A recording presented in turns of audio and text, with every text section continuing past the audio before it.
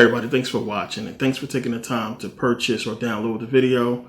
This is part 2 of Buddhism. This is really going to get into a lot of information that is really going to open a lot of doors and get people into the right understanding of the ancient world and what was really going on.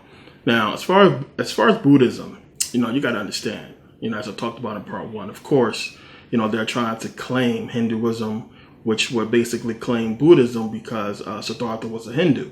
So when you understand the reason why they want to claim Buddhism and Hinduism and why they want to change certain things, especially about the deities being black, it opens the door to a lot of things. So in the course of my research, what led me to the conclusion that you're going to get at the end of this DVD was following this line of research. And that's why you follow research all the way through, because it leads you to so many different places, so many different worlds and discoveries and new books and so much new information when you follow a path completely.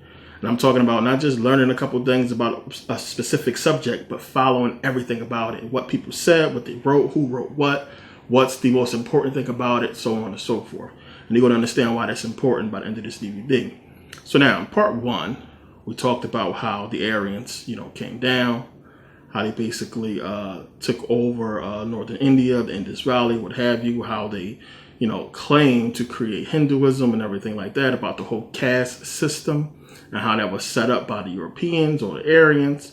And we got into all that information. Now, I want to get into, to start this off, basically the reason why they claim to have created Hinduism and, the attachment, the connection that the Aryans have with Hinduism, so to speak. So now this basically really goes back to Akhenaten, believe it or not. So Akhenaten's father was Amenhotep III, but his father-in-law was Tushratta.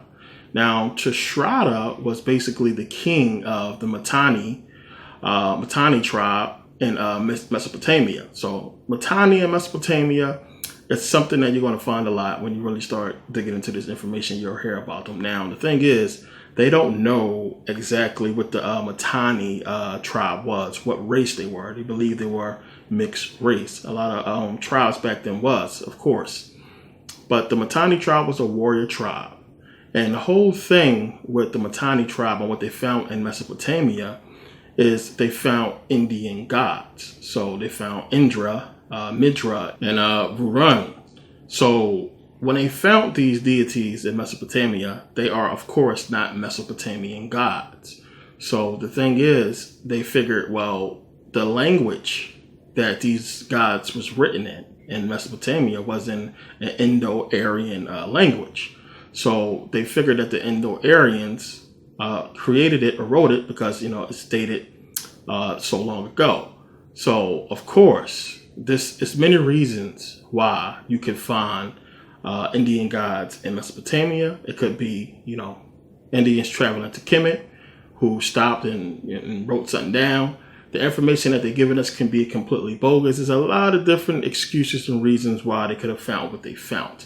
But when you understand about these gods and their aspects, and again, as I always say, they expect you not to do no research, then you can understand the truth about these gods. So you got to really look at language. And of course, when you start finding stuff language-wise, you can't always, if it's not the first language, you can't always trace it back to those people. You got to make sure, especially if they was travelers, that they didn't pick it up from somewhere else, because it could very well have been written by an Aryan person, by a white person. They could have written it, but they could have picked it up while they was in India. They could have picked it up on their travels from India to Kemet or to wherever.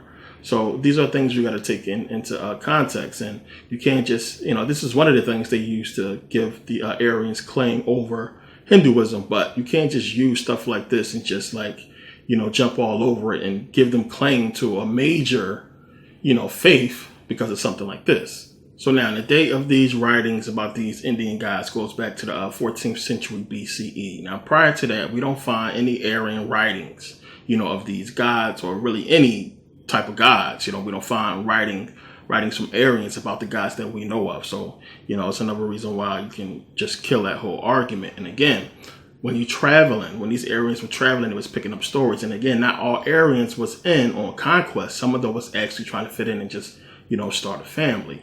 Now, again, when you're doing your research and you start looking and finding these points or these civilizations or tribes where either the writer is saying we don't know the race, or they tell you straight out we don't know, the race of these people, or there was mixed race, or, Berber and stuff like that, the names they put out there, then this is, especially when it's pertaining to Mesopotamia and in that area, this is where you have the creation of the Persians and Arabs. Plain and simple. This is where you see that those races being created, because what's happening is when you look at the area of the Persians, where the Persians was ruling at, you can see that this is basically the Indus Valley. This is what the Indus Valley was at.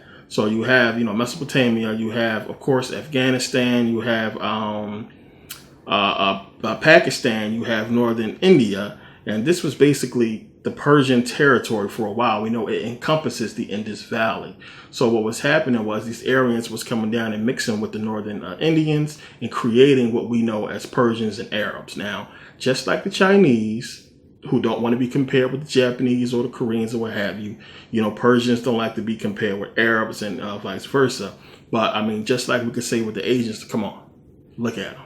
Y'all all look Asian. That's why we say Asian. They all look alike. It's the same thing with the Persians and Arabs. It's really hard to tell them apart unless you are Arab looking at an Arab, or an Arab looking at a Persian, or a Persian looking at an Arab, to kind of sort of know the difference. But for the most part, this is where it was created. You had different civilizations mixing them with Africans, mixing them with the Indians, the Aryans coming down, and it was just mixing and creating tribes. And this is why you find a lot, and they don't always like to point this out, of course.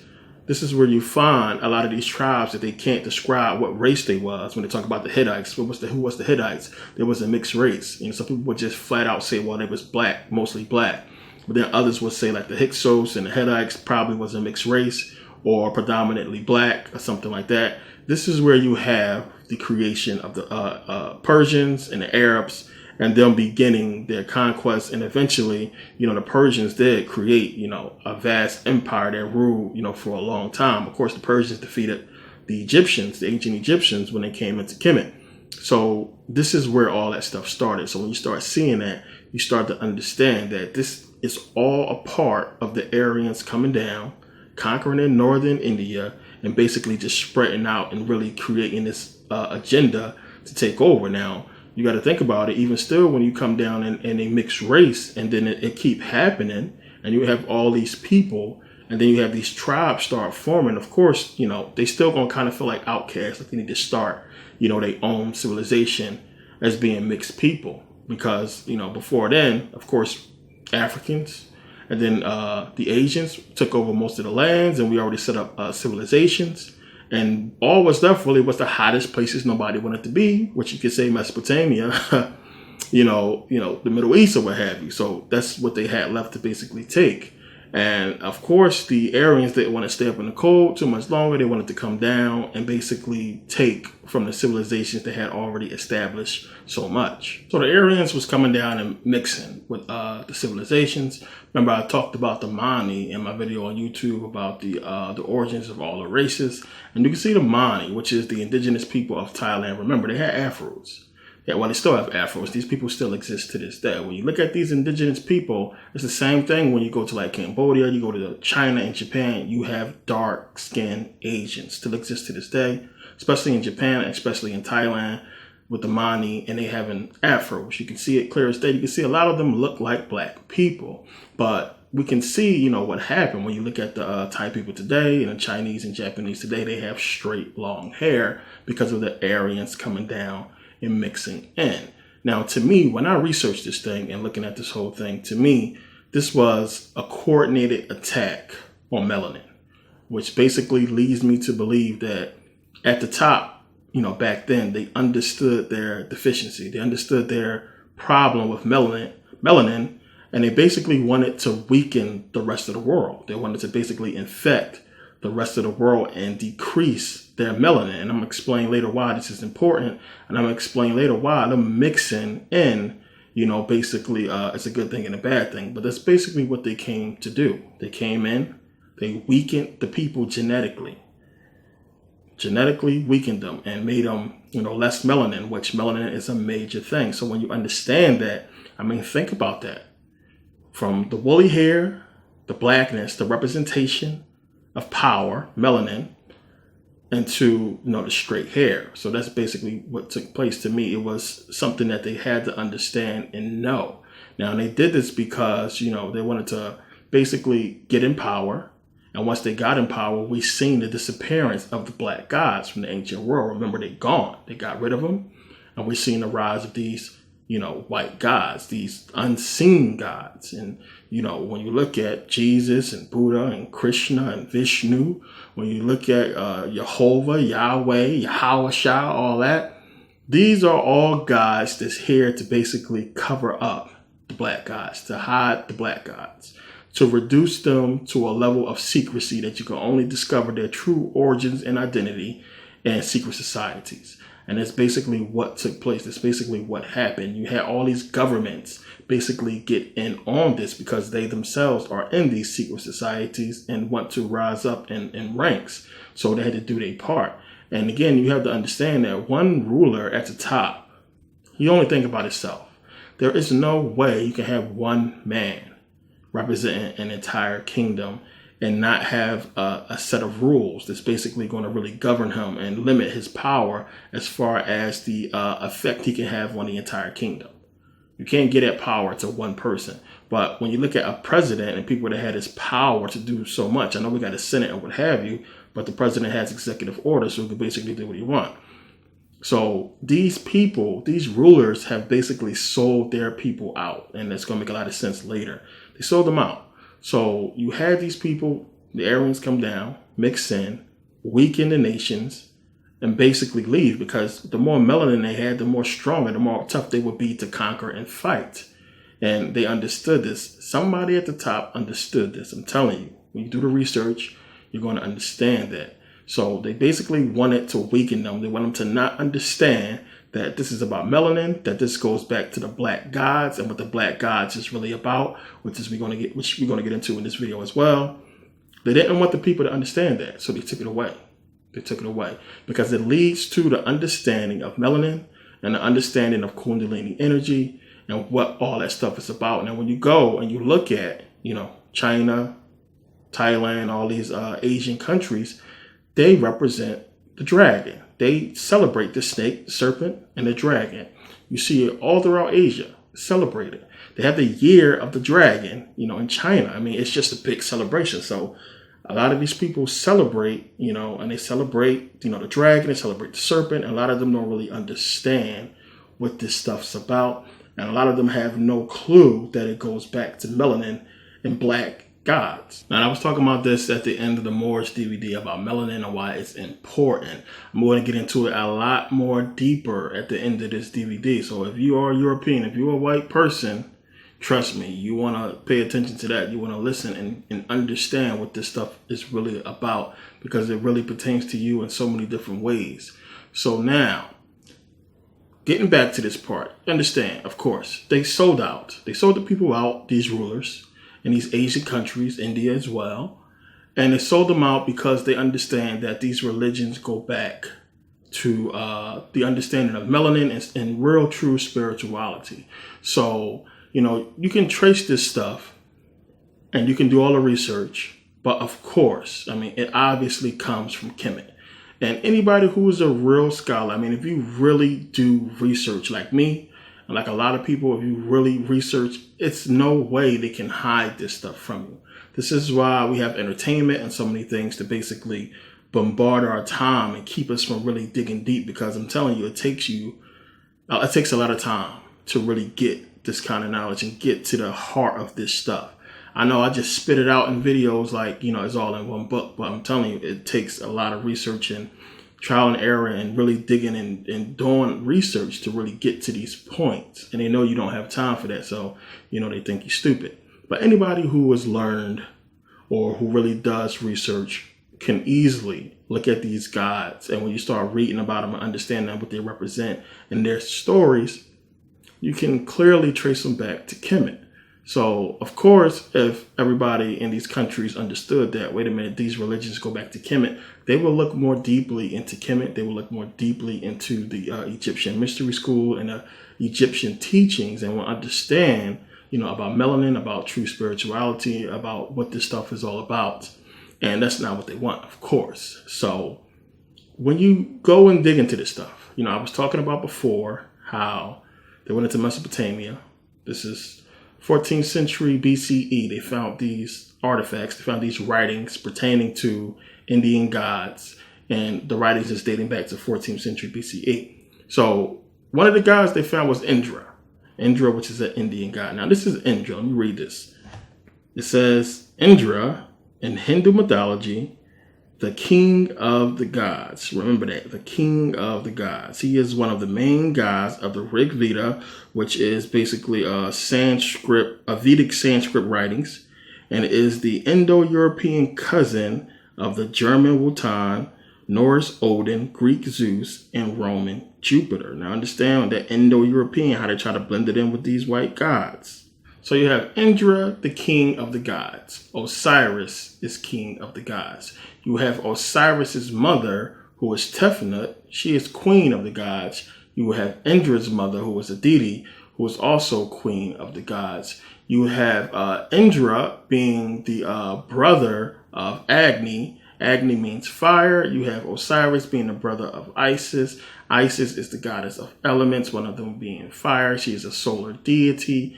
You have Indra being the defender of Dharma, which is basically the cosmic law and order. You have Osiris being defender of Ma'at, which is cosmic law and order. You have reference to Indra being the bull. You have the Vedic hymn to Indra, the bull, and we have Osiris Apis. We have Asar Happy, which is where we get Apis. And Apis is where we get, Asar Apis, where we get Serapis. And we know that Asar goes to the bull. It's represented as a bull in a lot of depictions. So you have Indra being represented by a bull. You have Asar or Osiris being represented by a bull. Or we could just ask Matthew McConaughey.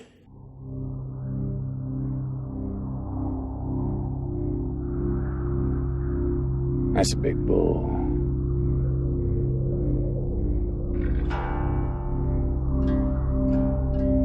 I think that's Osiris.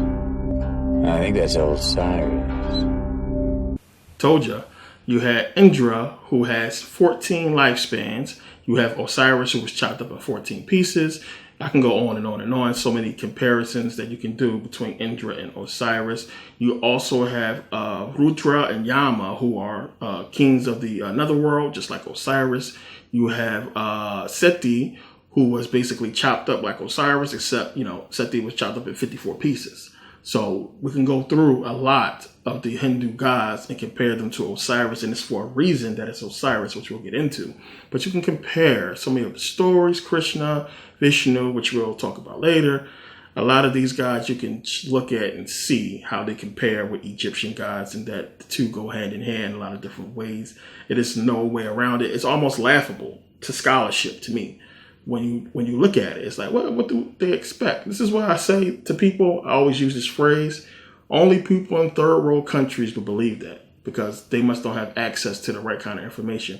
Anybody who does this stuff, who was into this stuff, long ago, they probably thought they can get away with it, and they kind of trying to make up for it now with the distractions with entertainment.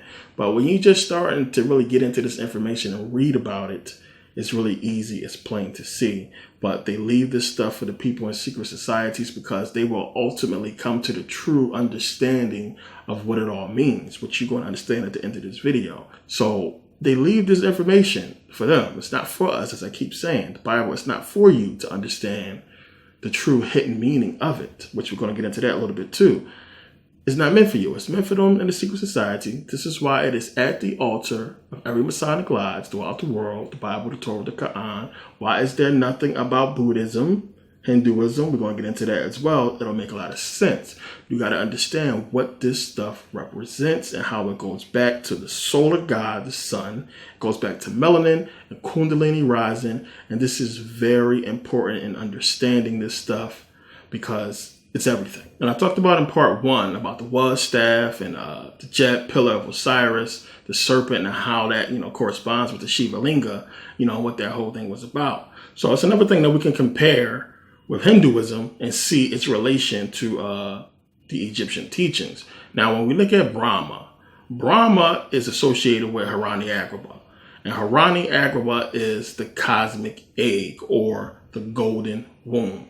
Now, where else do we find a cosmic egg? We find it with Ptah. We find a cosmic egg or the Agdod, which we got into previous video. Now, they just basically gave it away right there with the cosmic egg. I could have just started off with the cosmic egg and just left it at there. Cosmic egg, and we got a cosmic egg in Kemet with Ptah, same stuff is talking about. So again, this stuff just goes back. When you know this stuff, I know I've been spitting it out and giving it to you in videos, so it's just easy information you got, but you got to understand how fortunate you are to have the mindset to want to seek after this information. To millions and billions of people, this is mush. This is stuff they have absolutely no clue about. But you guys understand it when you know about the Agdod. So when you see this in Hinduism, wait a minute, they got a cosmic egg too. That's the same thing in Kemet. It's easy for you to put together when you get into this stuff. So, that's basically, we can understand it's coming from Kemet, and then we get Hinduism. And it's many reasons why that happened. Of course, they was going back and forth. So now with Buddhism, let's get into Buddhism, because what Buddhism basically did, Buddhism basically took the physical and spiritual aspect of it all, the truth of it all, and basically give it to you in a better understanding, a more simple understanding. Understanding, Buddhism and everything is talking about, it's just, when you just break it down, it's just so simple to where you can really just understand where Buddha is coming from, where Siddhartha is coming from. So we know the story real fast. Siddhartha basically, born and, a prince, and basically wanted to get out the palace and finally got let out. And he was basically going around to basically see what the people was like. And he saw, the 4 sightings. The 4 sightings, which was, old man, he saw death, he saw disease, and he saw the old man basically singing and having fun. Those 4 sightings led to the 4 noble truths. And the 4 noble truths is, there is suffering. Plain and simple. Suffering is caused by desire. Third one is that desire or suffering doesn't have to be. If you denounce desire, you can get rid of suffering. And a fourth one is basically there is a way to get rid of desire by following the eightfold path, or the 8 path. And the eightfold path is basically, it has to deal with meditation. Now, following the eightfold path, that's basically dealing with thought, understanding, speech, action, livelihood, efforts, concentration, and mindfulness.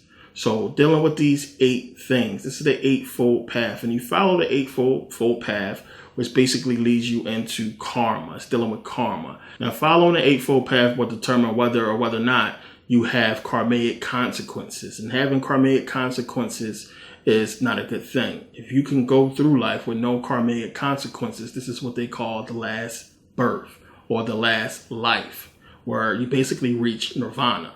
And it's basically 2 states of nirvana, one in life and one in death. And nirvana basically mean, getting rid of desire. It means to extinguish. And every Buddhist strives to reach nirvana. Now, if you don't reach nirvana, you die, basically still in desire and still with this kind of, what they call sins as far as Buddhism, you basically reincarnate. That's basically what happens to you. Now, we talked about reincarnation before, and, a lot of people don't believe in it, but you got to understand, if you really pay attention to Buddhism, if we really get into this stuff, this is why this stuff is far out in Tibet and far out in these countries where, a lot of people just don't really care what goes on there. They basically prove reincarnation. I mean, to me, they proved it. Now, with reincarnation, basically what they did as far as proving it is when a person dies, when they die and then they come back, they have a system of finding them, of finding out if they are the person that died. So if you really read a lot of books on Buddhism, understand in Tibet about the Tibetan Book of the Dead, they have a Buddhist Book of the Dead.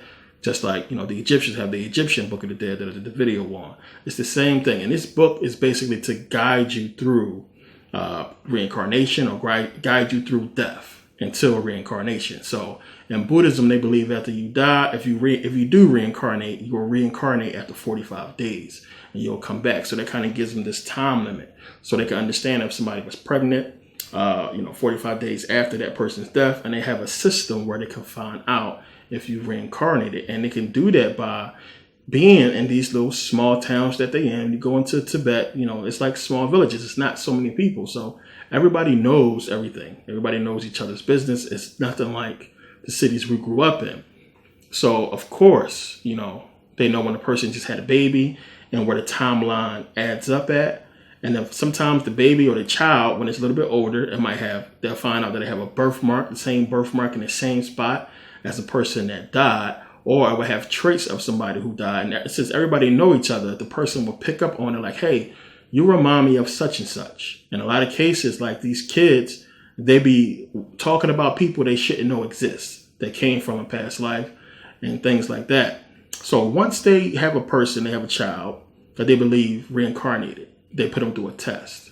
So the test, once they realize who they think the person is, they'll take that person's effects, the stuff that they had when they was alive, and they'll put it with a bunch of other stuff. And I'm telling you, the kid will walk in the room and go straight to the item and pick it up. Tell them choose one, pick it up. So then, okay, it could be a coincidence, so they'll tell them to choose another. And in these cases, a lot of times, the child will choose every single item as the person that they thought they reincarnated as. So that person's affects, all his items that he had, when he came back and reincarnated as this child, the child will go and pick out all the items out of a bunch of items, pick them all out. And then they would know that, hey, yeah, it is him. You reincarnated, you made it, and then, through reincarnation, once they find out and confirm that this was a person that once was here, it's a big celebration. And it's a celebration because the person actually made it through reincarnation. And I know the whole thing really is about, not reincarnating to basically ascend, but you got to understand, to make it back here in the physical form as a human is still a big thing. Just like the ancient Egyptians, the people of the Buddhists and in Tibet, they believe in people reincarnating as insects or animals.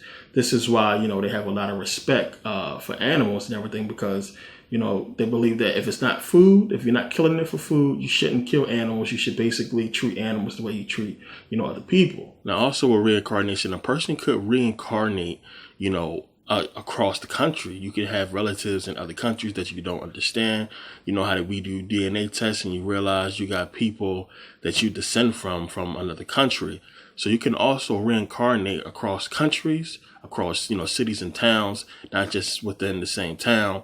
And we see that a lot where people reincarnate across country. And of course, you can't find people that way. It's harder. So understanding the 4 sightings, the 4 noble truths, and the 8-fold path, all this stuff is the same as the path to Osiris. That's basically what this is. When you look at Ani's Book of the Dead, you can see basically it's the same type of concept. So in Buddhism, when it's talking about suffering being caused by desire and to rid yourself of desire, in ancient Egypt, they say, rise above your animal instinct, because that's basically what desire is. Desire is lower brain. So desire, being lower brain, is something you need to have access and control of the lower brain to basically avoid, falling victim to. So in Buddhism, rising above desire and ridding yourself of desire, it's the same as, rising above your animal nature. So this basically just goes right into Osiris and the jet pillar, and the jet column, your spine, or what have you, and basically grasping the serpentine energy and understanding how that energy basically gives you control of the lower brain and the third eye. So with that, you can continue, you can ascend. So now when you look at the whole 8-fold path and how that can basically lead you to having no karmic consequences, and you need to have no karmic consequences in order to go further, to reach nirvana, it's basically the same as Ani in the Book of the Dead, when he basically, goes and gives the 42 negative confessions. So no negative confessions, 42 negative confessions. He's saying basically I have not done any of that, just like I have no karmic consequences. And when they're talking about having no karmic consequences leads to the last death or the last birth or the last life or what have you. And that's basically the same thing. It's the same thing. When you basically pass through judgment, you get to Osiris, and Osiris basically gets you to, the realm of the gods. And that's basically what it's saying in Buddhism. If you have no karmic consequences, you can basically reach nirvana and ascend and keep going. So it's the same thing in essence when you look at it. It's talking about the same stuff. So you got to really look at these things and compare it. And Buddhism, what it does is it basically just breaks it down. It kind of makes it a little bit more simple, but still a lot of people don't really understand what it's pertaining to. Because when you're reading it and you're looking at Buddhism, if you don't understand that this stuff is talking about energy, it's talking about the soul, it's talking about so many things that pertains to your body, again, in ancient Kemet, when you look at the jet pillar and you look at the third eye and the pineal gland and what all this stuff is talking about, we're really talking about the human body. And it's, just covered with so many stories and mysteries and things like that, to where it almost seems unreal to people. That's why a lot of people can't grasp the concept, because, you have these stories. And when people hear these stories, they just think about it being a fable or a story, what have you, a fairy tale. So they can't really put it together. They can't really take it seriously because it don't seem real. But the simple fact that you have all this stuff hidden behind it, all this secret information, tells you it's something that you should know. So in the Egyptian Book of the Dead, what happens is if you don't, pass, if you don't make the 42 negative confessions, or if your heart is, heavy, if it's not as light as the feather of my eye, or lighter than the feather of my eye, I should say, then Amet basically devours your heart and, your soul and drags you to the underworld, which is basically reincarnation. So just like, again, got the Egyptians believing in reincarnation, same thing with the in Buddhism. So with Buddhism, and the same with ancient Kemet, they really looked at these animals and their attributes, what these animals could do, and they really looked at it as amazing stuff. I mean, you see something that can fly, a bird that can fly, or a hawk that can go so high and do so many unbelievable things. The whole crazy part is that they understood this stuff so long ago, about that a hawk flies the highest and everything like that, about the dung beetle and everything rolling across the same time the sun, go across the sky and everything like that. I mean, the little aspects about animals and, insects that they knew was amazing. They just knew so much stuff that, how did they know this stuff? How did they figure this stuff out? And it's crazy that they got it and they understood it. So they really appreciated animals. They really do appreciate animals. Same thing in Buddhism. If it's not for food, they won't kill it. And this is how the ancient world was with spiritual people. And when you really pay attention to, the animal world, it's the same. Animals kill because they need to feed, they need to eat. It's just that simple. It's a respect that animals have. And it don't seem like it, because most of the videos that a lot of people see, you just see, lion, tiger, bear just ferociously killing because it's hunting, it's hungry. Now, there's a lot of videos out there that you can see now to where animals basically are not killing other animals the way we think they should. I mean, if you got a dog and a cat, we see that they can coexist because you're feeding them. Outside, you see a dog chase a cat, 50 blocks until the cat gets away. So it's the same. It's true in nature. There's videos out there to where there's one where you had the lion basically kill this baboon, and the baby was alive on a tree, and the lion, she goes over there and basically, take care of the baby. Don't eat the baby, what you would expect the lion to do. Take the baby and, basically chill and play with the baby and protect it. And, King Lion came over there and basically tried to take the baby. They fought him off until the father came down from the tree and grabbed the baby and took him out. And this is not just an isolated incident. The same thing happened with a leopard. Leopard did the same thing with a monkey, to where it protected the baby monkey. I mean, you see this stuff in nature where animals will basically not do what you think an animal would do in certain times. It's because, they understand, I ate already. I'm cool. There's no need for me to just senselessly kill, this other animal. So it is what it is. But, it's the same thing when I went to Spain, when I was in that Shark Tank, when I was over top of it or whatever. There's no way in the world I would do that without understanding animals. I understood, one, they feed those sharks. And I mean, these sharks was big. And when you look at sharks in an aquarium, you realize, well, wait a minute, this shark is swimming with a whole bunch of other fish that I know it eats. Why is it not eating? Because the people in the aquarium already fed the shark. They feed the shark daily. They feed the shark right. So the shark is always full. When the shark is full, when it ate already, when it's cool, it's not hunting. It's chilling. It's just swimming around. He can't just keep eating and going crazy and eating everything that it sees. It'll die. It'll eat itself to death. So when you understand that concept, I understand that animals don't just ferociously kill. That, you know, it's almost like a code. It's nature. It's natural. They do what they got to do when they got to do it. It's not senseless murder. You know, animals are still connected. Still, you know, they dug in. They have so much spirituality because they are basically, I mean, we can't control their consciousness, you know, the way our consciousness is being controlled. So they are the ones that's really connected. This is why so many companies, corporations spend millions of dollars researching these animals. I mean, you look at Animal Planet, you look at National Geographic, them going out there and studying these animals. And when you start looking at, you know, what they found out about a lot of animals, there's so many different things that we find in animals that we find in ourselves. So it's rare, the stuff that they do, you know, just never would have thought in a million years a bird would have a mating ritual to where it dances. I mean, think about that. We talking about an ancient animal, a bird that's been around for a long time that we had absolutely no clue about up until a certain point, that dances for a mate. Before we even heard hip hop or was breakdancing or anything, this damn bird was in the jungle dancing, trying to get some ass. Think about that. That's crazy, and it really makes you put things in perspective as far as, you know, our consciousness and reality, because that's something amazing. And, you know, it's stuff that we just nonchalantly, you know, don't really think about or really care about. A lot of people don't really want to get into spirituality, just how it is. That's why I said, you see a lot of these people, these animals doing human stuff that might be your homie that passed. I'm telling you, I hate to say it like that. All these people, I hear that too. I ain't got time for that hotep shit. All right, you're going to be licking fleas off yourself in a couple years. You know, a lot of people got to get this information and understand this stuff is no joke.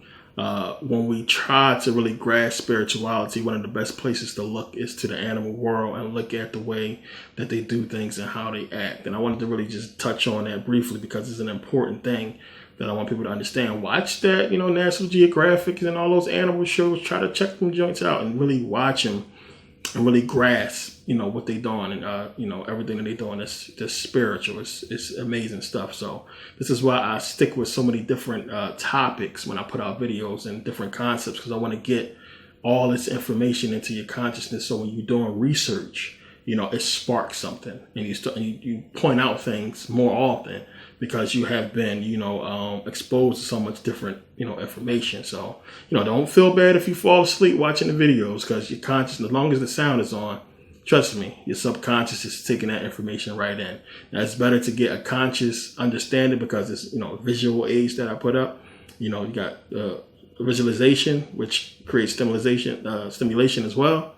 So definitely want to see, but, you know, getting this information is something that's really going to help you out, as I always, you know, talk about. So basically, as long as you're getting this information, you cool. As long as you get it into your consciousness, whether it be from me or from anybody else, it's better to get it than to not to get it at all. And a lot of people is going to understand that the hard way. And, you know, we got this lingo, we got these subjects that we into, everybody that's in the conscious community, and a lot of the things that we be studying and talking about. You know, when you go around people that's not into this stuff and you start talking, you see, you're going to have those people who try to really catch on to what you're saying, really try to get into it. And then you have people that's going to have absolutely no clue, you know, what you're talking about. They're going to look at you like you crazy. So now, you know, getting back to this stuff.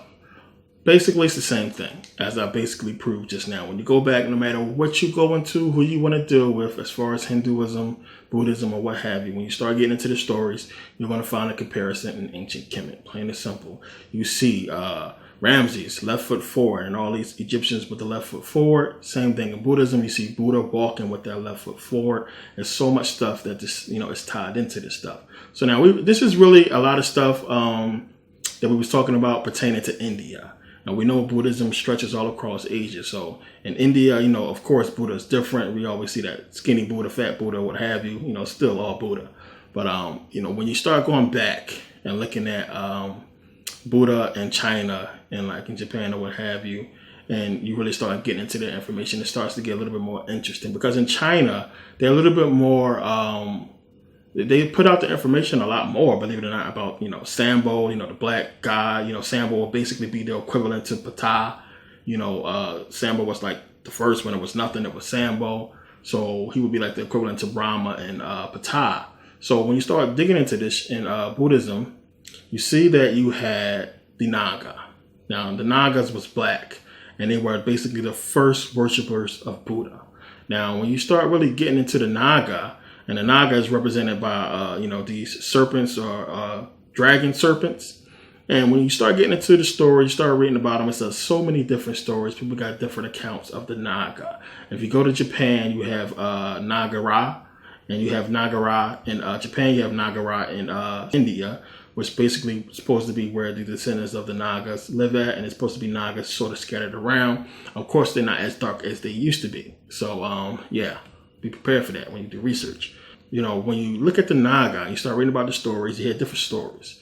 Some say that they was divine beings that basically came down to teach. Some say they can shapeshift. We talked about this in the Saturn series about the shape-shifting serpentine beings. They say that this was the Naga, that the Nagas was protectors of like people with special abilities or like really high consciousness. But remember, in The Golden Child, you had Eddie Murphy, the little boy, the Golden Child had the powers. Remember the lady, when they moved the little covering thing, the sash, she was basically a serpent. She was basically, they trying to say she was a Naga. She was a serpent being. And she was like a protector. She was trying to basically help the Golden Child, help Eddie Murphy get the Golden Child. But she was a serpent. So think about that. And this was in Tibet. So, all the stuff ties in. They always give you like little clues like that. But so when you start reading about the Nagas, you're going to see a lot of different things. Now, it says here, the Mahavamsa described the Nagas as supernatural beings whose natural form was a serpent, but they could assume any form at will. Similarly, Sri Lankan Tamil Hindus, since ancient times, have regarded the cobra as a divine being by the passing down of Naga traditions and beliefs. Further, cobra can be found entwining itself around the neck of the supreme Hindu god Shiva and serpent god Vasuki. Cobras can also be found in images of Lord Vishnu. They worship serpents by offering milk and egg. They do not keep falcon pictures in the house because it is an enemy of serpents. And we have all seen those serpents intertwined around so many different Buddhist gods, or Hindu gods, I should say. And you see the serpents in so many different depictions. So it's not something that you can hide as far as the serpents being there. The thing is, you want to not, they don't want it to go back to Kemet. They don't want the information to go back into blackness, into melanin, into consciousness, into people understanding what this stuff is really about. Because if they take it back and understand how important African people is, how important melanin is, and again, if you white and you watching this is not no attack on you. This is what you really need to understand of what's really going on. And it's not me just trying to make it as if, black people are just, the greatest thing in the world, or try to put you down or what have you. This is what this stuff is all about. You can believe it or not. When you go do your own research on your own, if you be real with yourself, you're going to come to the same conclusion. Understand the help I'm trying to give you in this video, when we get to it towards the end, and understand the help that the ancient Egyptians was trying to give and what these people already knew.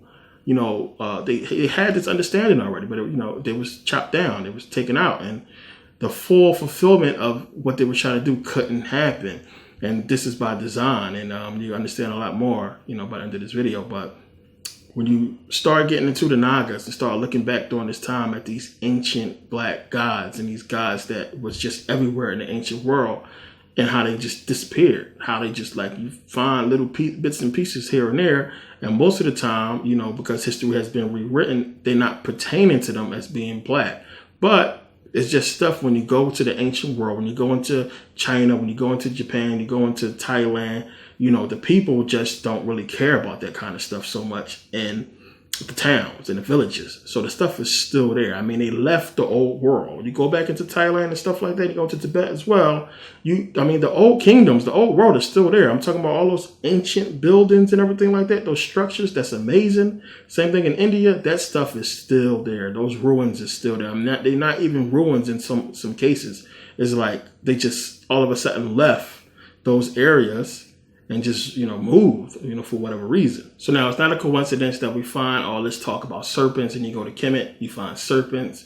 And I talked about in Saturn and Satan about, all these stories about serpents and dragons and what have you, and how the Chinese have the year of the dragon, and everything that's on that zodiac is real animals that exist. So why shouldn't we think that dragon actually exists? And you have these stories about humans and dinosaurs coexisting. And I'm telling you, as I said in the series, everything goes back to the dinosaurs. The dinosaurs, which we'll get into eventually, it's going to blow a lot of people's mind. We'll get to that point.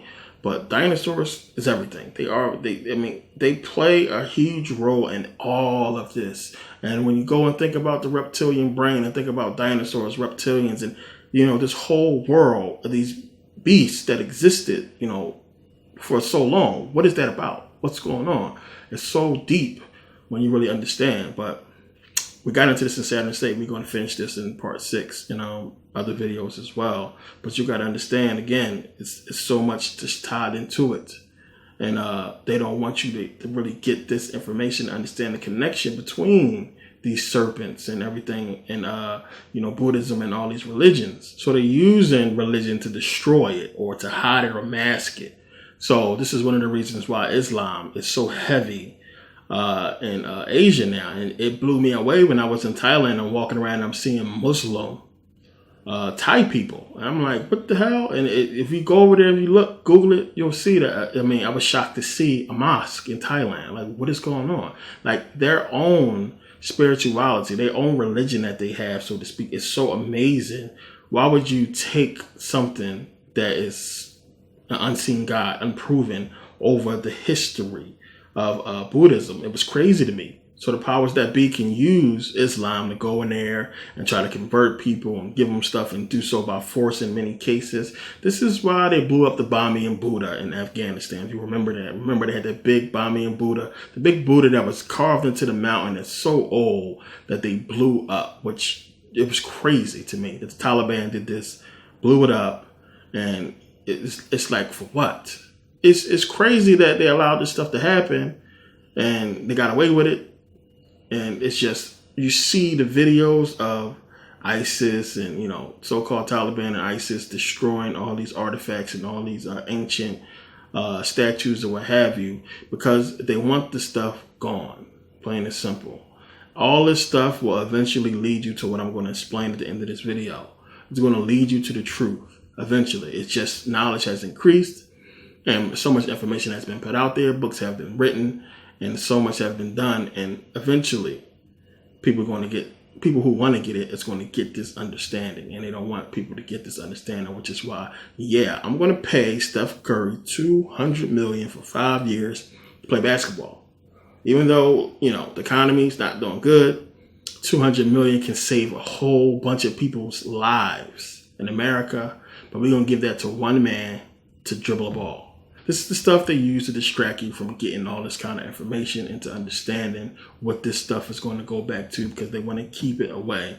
And as I said before, a lot of people were saying, what do you mean this stuff is, to basically impress on white people, Europeans? It is. You're going to understand more at the end of this video. All of this distractions, entertainment, or what have you. See, they have us, black people, in the system. They don't really got to worry about us. They know we ain't going to rise up the way we should. It's the white people who they have to influence. They have to influence them because it's them who they're going to need. This is why they are protected. This is why they have, so-called white privilege. It's them who they're going to need to continue later on down the line. There's so much, going on. It's so much they have tried to prepare the world for, to fool white people. And they've been doing it for a long time. And the white people have no clue, because they're walking around, with a sense of pride and accomplishment, as if they accomplished something, thinking that they run the world, and not understanding what the powers that be is doing. So blowing up that Buddha was crazy. It was a little bit too harsh, too much. When you look at the area in Afghanistan, again, Afghanistan being part of Indus Valley, being part of that area, and it was Buddhists there, of course. You see the big statue. A lot of people understand when you go into Afghanistan, you'll see a lot of Asian people there. Don't let it shock you. So, they blew that up. Again, this goes back to them getting rid and trying to knock down all traces of ancient black deities. I mean, they probably looked at it and said the nose was too big. It looked too much like a black nose. You see, they blew off the top part of the face first, and then they shot it up for a while over the years, put a lot of big holes in it, and then they finally just blew it up. So it already went through a lot of craziness before they actually blew it up. But again, it's just to hide melanin, to hide darkness and blackness, and to basically get this stuff out of the understanding that this stuff goes back to any type of African blackness or darkness or what have you. So the leaders of these Asian countries, Thailand or what have you, all these other countries, basically took the deal and they in on this thing to basically deceive the people out of true spirituality and to basically run the whole game of, white over black. Black is bad, black is evil. I mean, when you just pay attention to everything and look at it, all the terminology, how everything that is black is just put into this negative context. This is how scared they are about melanin and the understanding of it. This is how they don't want people to understand. They make everything black bad. I mean, blackballed. You look at that, these words, and you start seeing so many black words or words pertaining to black people that is negative. You got blackballed, you got, the dark side, anything that's black. You wear black to a funeral, the black plague, black death, black Sabbath. It's just so much stuff that's black that just pertains to evil. It's either pertaining black to evil or the serpent is pertaining with evil. And of course, everybody look at snakes and just say, snakes is the worst things. And they don't want that connection to be made. Serpents is bad, deceived Adam and Eve. You got Satan, who was a dragon, the dragon that fell, that old dragon Satan who deceived the nations or what have you. So again, when you just start looking at serpents, dragons, black, and looking at all the negative terminology that surround these words, which is a lot, you understand why they're trying to, just put this stuff in a negative light. And now it's just synonymous. Black people, we've been enslaved. People look down at us. They put us in a position of poverty to where people, don't respect us and don't think we are intelligent. I mean, they made us, so negative. You turn on the news. That's why they constantly bombard the news with any foul thing that's black. They gang bangers. They kill each other. They do drugs. They ain't no good. Everything has to be black people painted in a negative light. They create this whole racial tension to still get, white people to hate us. And, it's just crazy when you step back. You have to step back and look at the whole thing and say, damn, what is it about these black people? I mean, if you can't, we doing it as black folks, we know. If you are a rational person, there's no way you can't step back and look at all this stuff and say, damn, slavery. They had their history stolen from them, their language taken. Slavery, then they got free, then they still was being hanged from trees, and then after that died down a little bit. We still didn't want to give them civil rights, still don't want to let them vote. What is it about black people? What is that? I mean, is it really, what is going on? Again, back then you can't use the whole they drug dealers and kill each other and stuff. You can't use that line because back then we wasn't doing that kind of stuff. It's before hip hop. We was just still trying to, okay, well, y'all enslaved us, y'all let us go. We just trying to fit in and just trying to do something to survive.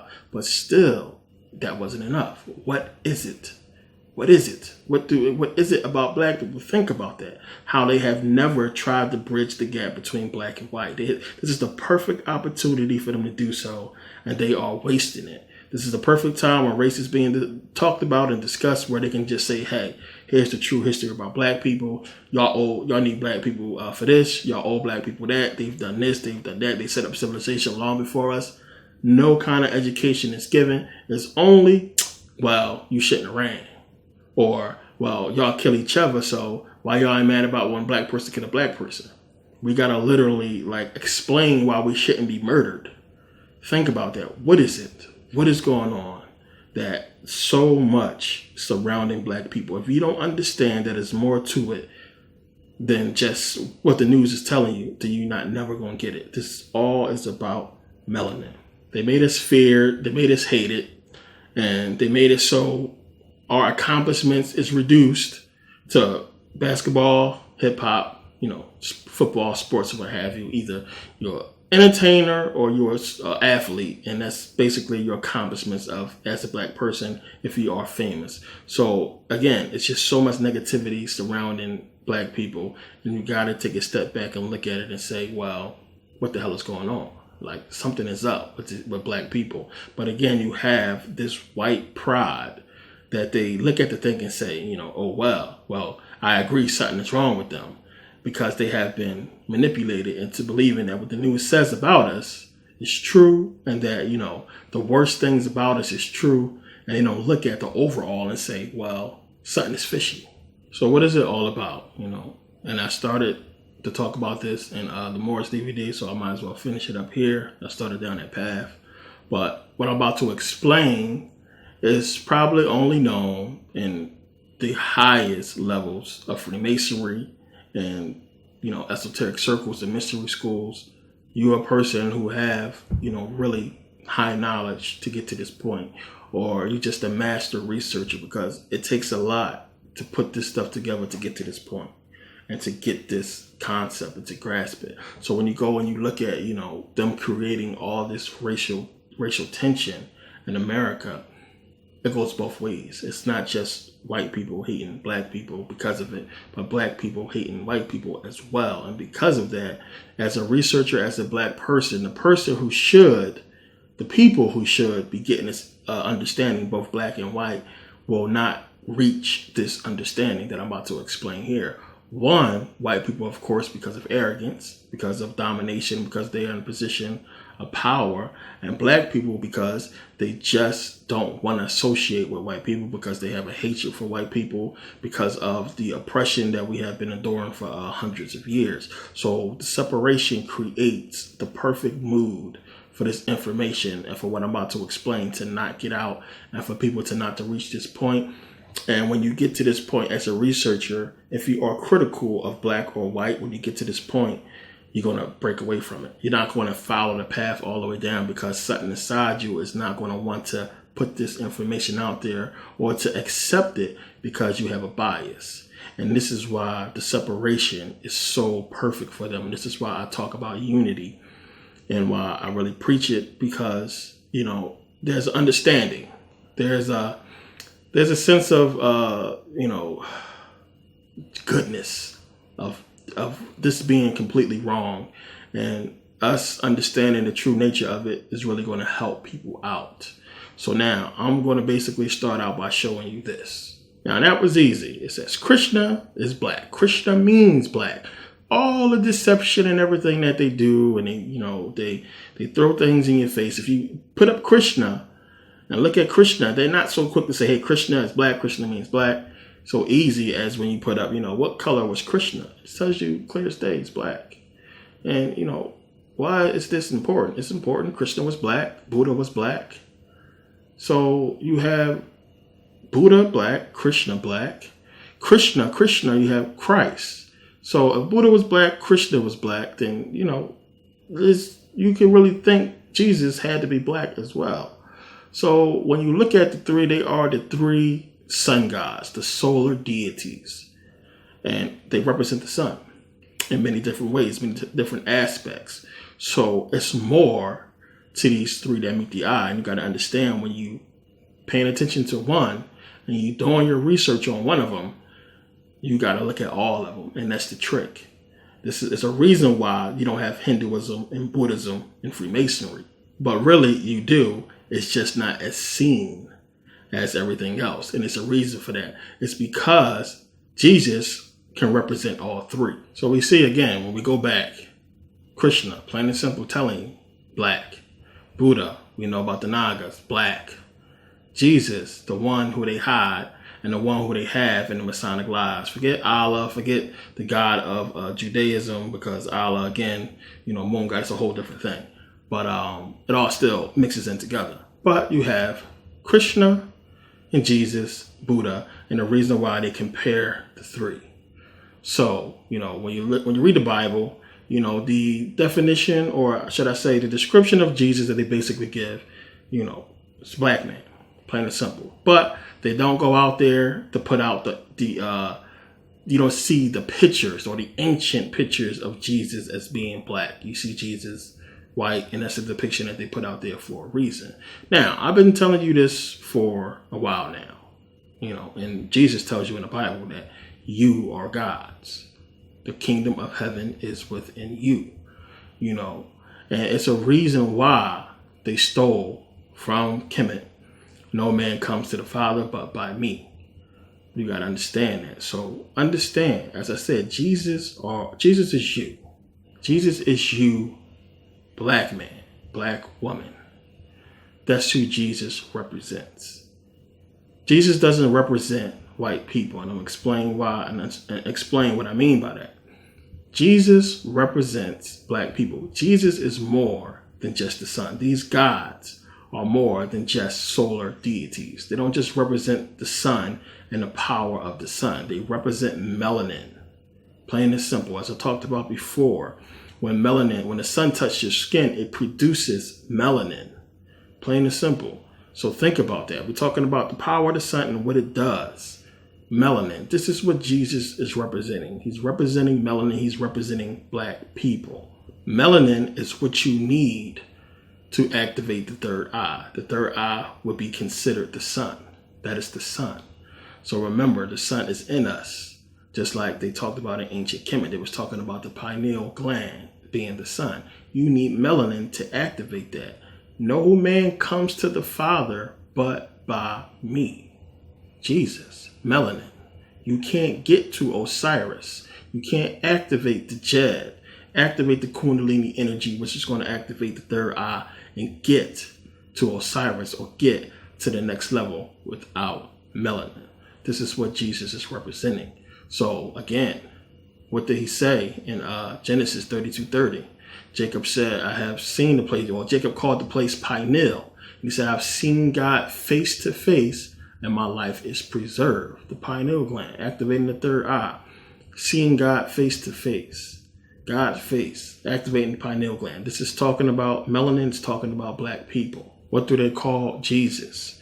Jesus is the Lord and Savior.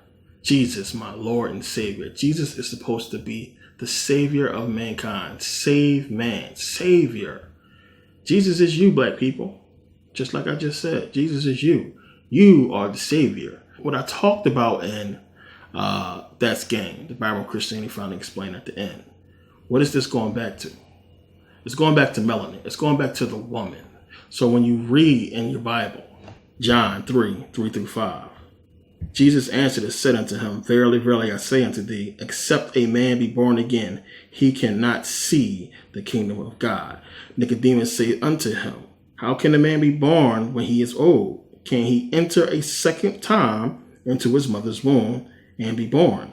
Jesus answered, Verily, verily, I say unto thee, except a man be born of water and of the Spirit, he cannot enter into the kingdom of God. You have to be born again. And a lot of people got that confused, as I talked about before. See, we thinking that, of course, born again, we mean die and come back. Exactly. But born through what? Who was worshipped as the God? The black woman. And as I said, if you don't come back into the bloodline, into blackness, you can't ascend. You can't go to the Father. So the womb is talking about is the womb of the black woman. To be born again through a black womb, to be re-melanated. The Savior, Jesus Christ, is us. We have always been the Savior. We have always been the only people that can save you. Now, back then, it was easy because, white people was living and there was mixing. There was no problem. The Egyptians was all about spirituality, and this whole thing was getting everything back to a spiritual plane. But when you have a people who don't understand the concept of spirituality, who just about material, this is what happens. And I truly believe that the people that is controlling the powers that be, I don't think they're from this world, to tell you the truth. I think they are from somewhere else, and they need people here to survive, to do what they're doing. But the Savior, they gave you all the codes, they mixed everything in. It's African people, it's black people. So unless you're born again, born through the black woman. Now, you go and you look at the Pope and them worshiping the true God, or the true, the black woman, the true Madonna, or the true Mary or what have you. It's black. And a lot of people don't ask that question. How come, and when we see these pictures, you worshiping this black Madonna or this black Mary, what is that about? And then we see the white Mary. What's going on with that? It can't be both black and white. What is that about? Are y'all just trying to be fair to all races, go black, white? Or what about Asians? It's a reason why. See, they go ahead and bow before the black woman knowing what it's about and what their power is and not telling people what that stuff is about. And it's going to be hard for a lot of you to accept this. A lot of you going to think it's bullshit. He talking out his ass. If this stuff don't make sense to you, it never will. You got a lot of research to do for you to get to this point. And you are way in over your head to even be watching a video like this if you can't get this stuff now. It's us. It's always been us. You need the melanin. There's no way you can ever reach true spirituality without a truly melanated pineal gland secreting in melanin. True control of the subconscious that you cannot ever reach without melanin. So when you understand how melanin affects the brain, how it affects the brain during the dream state, you need melanin to be secreting during the dream state. This is how your subconscious projects the dream world.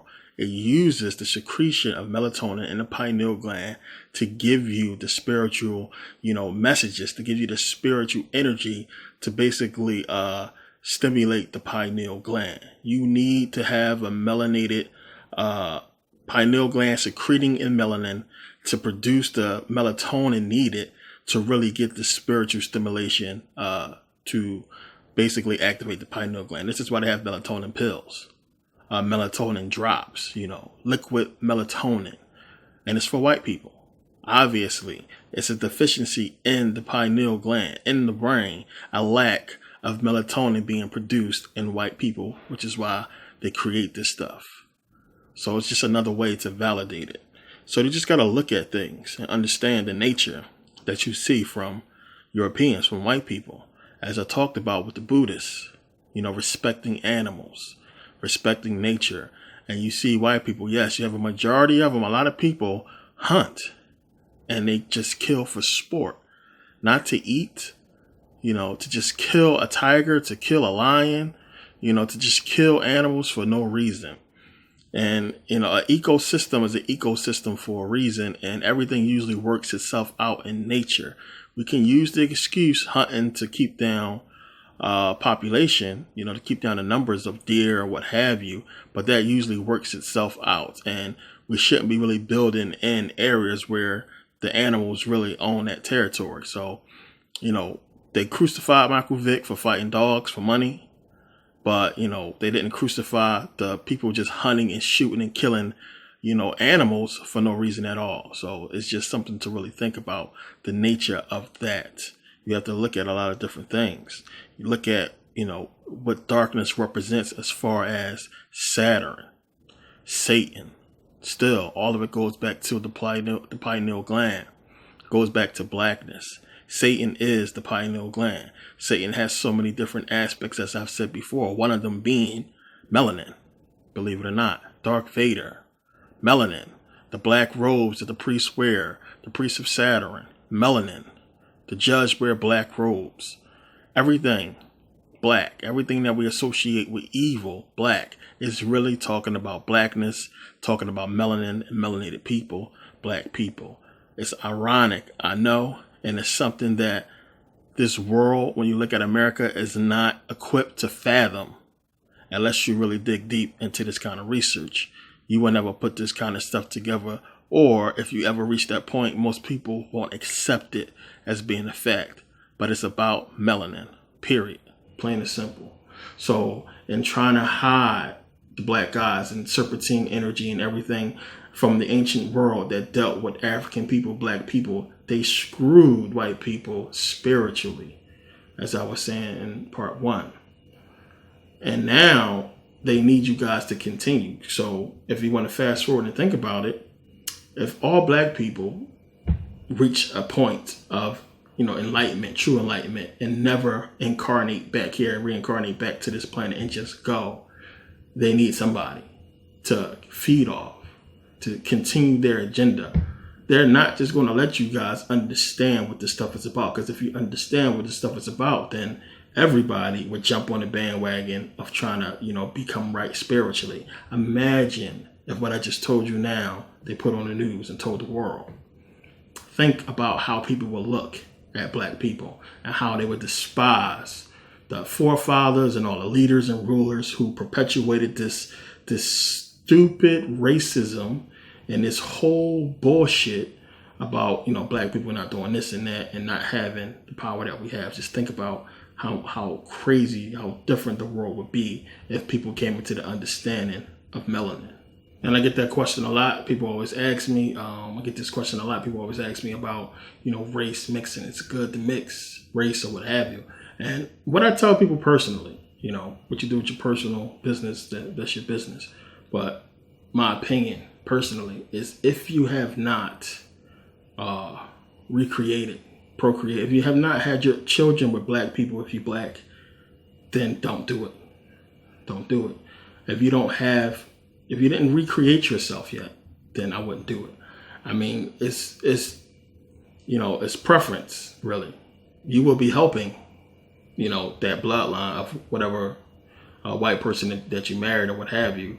You will be helping them out, but you can't really make sure without having this understanding that I just gave you. If you don't convey it to your children and make sure that, once you did marry and have a baby with that white person, that the baby you produce then goes on to marry another black person and keep it going, then, if you can't guarantee that and make sure that happens, then I say no. Don't do it. Make sure you recreate yourself first, and then you can do whatever after that.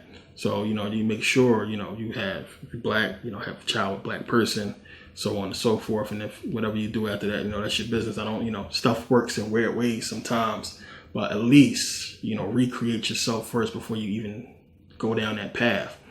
And this is why, again, you look at De Niro, you look at all these actors, you look at people that have these black wives or mixed race families. That's the reason why.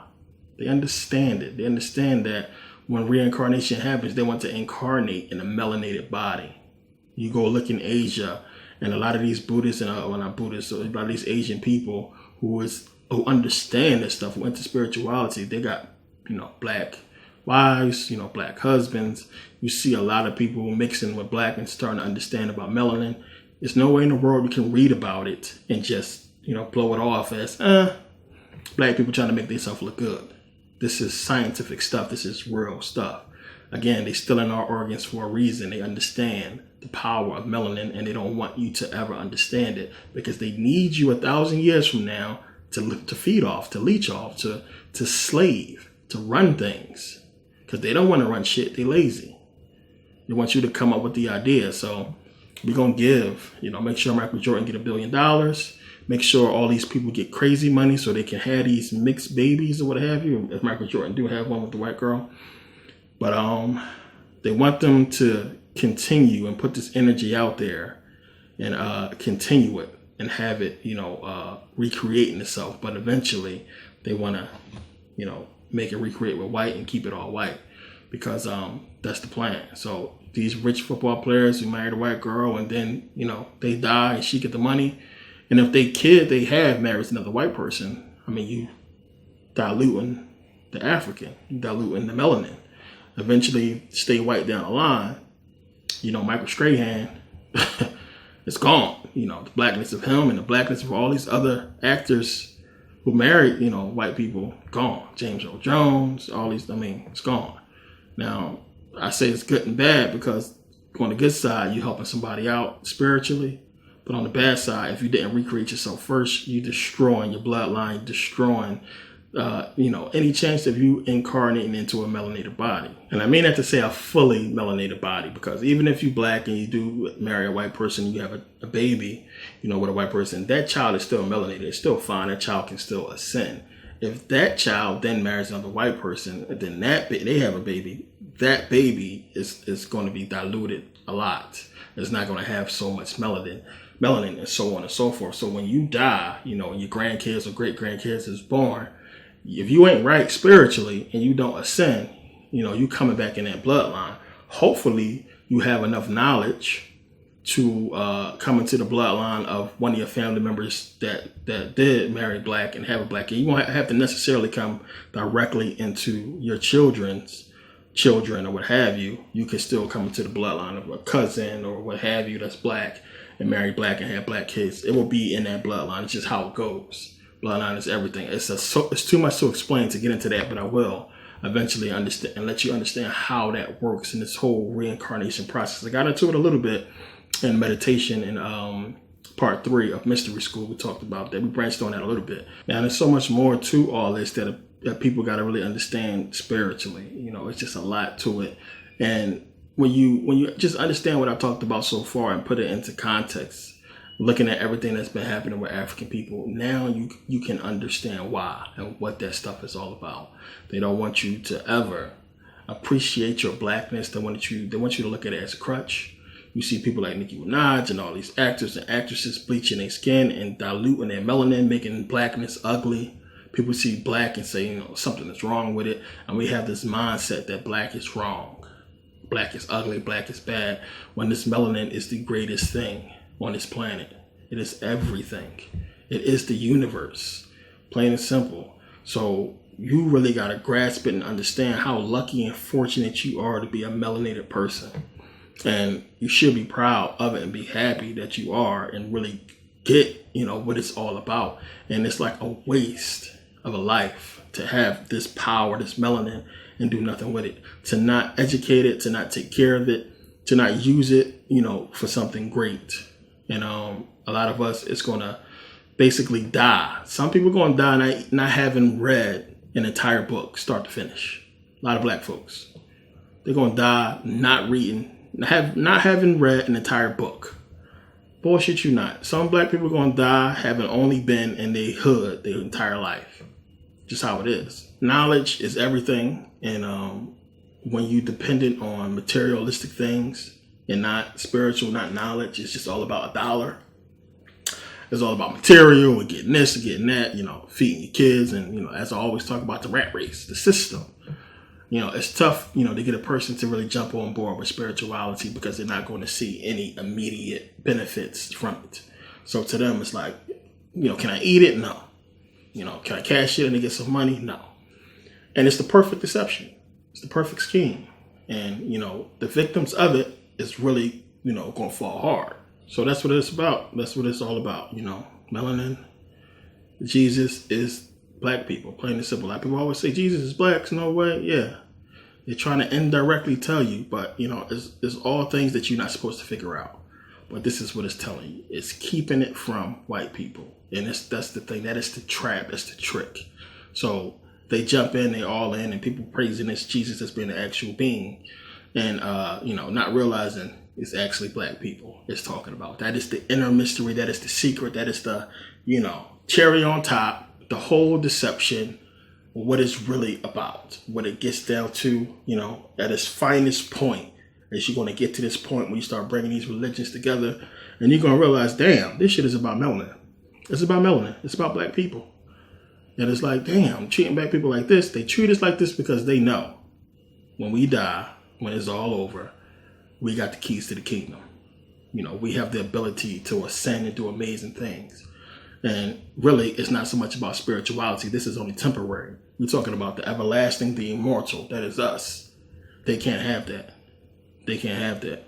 The powers that be don't want you to have that. Plain and simple. They want to keep this here and control it and have it here for whatever they need it for. They need these people here. They need to feed off them. They need this energy. And that's what it's really about for them. For us, they know we're going to be okay. You go, you ascend, you can manifest all this stuff as if it's physical reality, and it will be just the same. It would be your dreams, your dreams in 4K, 10K, 20K, 1000K. So much better than what you actually see as a human person. They understand, the gift that we have. So they treat us like shit, and in that capacity, they can hide the real truth from everybody else. So that's basically what it's about. So I want to thank you guys for taking the time to watch the entire video, for supporting and purchasing the DVD. People who purchased Moors and purchase part 1 of this. Hopefully you did if you're watching part 2. But I want to thank you guys for the support, and keep educating yourself, keep getting this information. It is really important. You guys got a big chunk of the puzzle in this video, and I really appreciate you guys taking the time to watch, and appreciate everything you guys been doing. And Kemet coming up next for me. So much coming up, more videos, more DVDs. Finally gonna get stuff back on YouTube.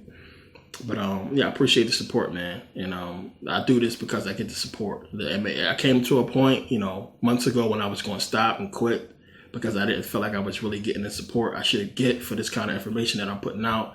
And I was going to throw it all away and just leave it alone, and just, I've been so busy, I was going to let it go. But, I get so much emails from people from around the world, like literally from everywhere.